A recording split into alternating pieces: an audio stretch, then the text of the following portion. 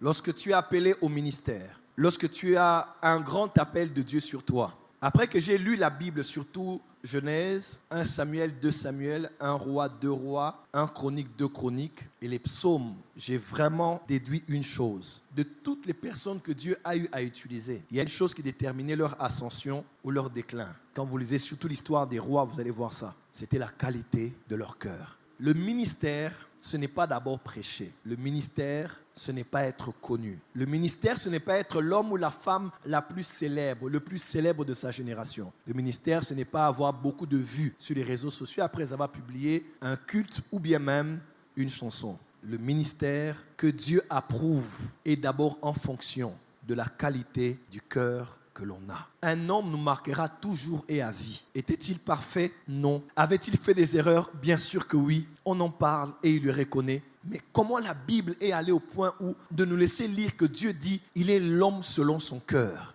Et croyez-moi, l'être humain n'était pas encore né de nouveau. Le Saint-Esprit n'habitait pas encore dans l'homme. Le Saint-Esprit, par la parole de Dieu, Ancien et Nouveau Testament, n'avait pas encore formé l'homme nouveau en Jésus-Christ. Par la maturité, à l'image parfaite du Fils bien-aimé de Dieu, que Dieu approuve par-dessus tout. Dans l'Ancienne Alliance, un homme né d'un homme et d'une femme, Dieu l'a appelé l'homme selon mon cœur. Qu'est-ce qui a touché Dieu au point de trouver David et de faire de lui le standard? Il dit, il fera de lui les premiers rois de toute la terre. Psaume chapitre 89. Au point où quand on parle des rois du royaume de Juda, on dit il marcha ou il ne marcha pas comme le fut son père David.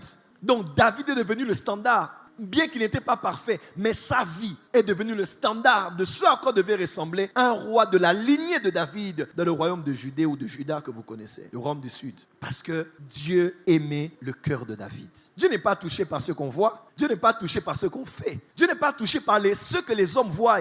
Dieu n'est pas touché par ce que les hommes acclament ou n'acclament pas. Dieu est touché d'abord par la qualité du cœur de la personne qui fait toutes ces choses. Nous connaissons ce verset, 1 Samuel 16, verset 7. Et l'Éternel dit à Samuel, ne prends point garde à son apparence et à la hauteur de sa taille. Tout ce que tu vois qui est impressionnant ne m'impressionne pas, car je l'ai rejeté. L'Éternel ne considère pas ce que l'homme considère. Qu'est-ce que l'homme considère? Ce qui frappe aux yeux. Mais qu'est-ce que Dieu considère? Mais moi, l'Éternel, je regarde au cœur. Dieu dit à l'église d'Éphèse, Jésus-Christ notre Seigneur, Apocalypse chapitre 2, il dit, je connais tes œuvres. Voyez un peu, dans les œuvres n'avait aucun problème. Il est possible qu'une église, qu'un homme de Dieu, qu'une servante de Dieu fasse des bonnes œuvres. Mais Dieu dit, ce que j'ai contre toi, tu as abandonné ton premier amour. Ça veut dire, sur le plan des œuvres, tu es bon. Mais sur le plan des émotions dans ton cœur, tu n'y es plus. Ou bien tu n'y es plus comme avant. Le problème, ce n'est pas ce que tu fais, parce que c'est bien. Mais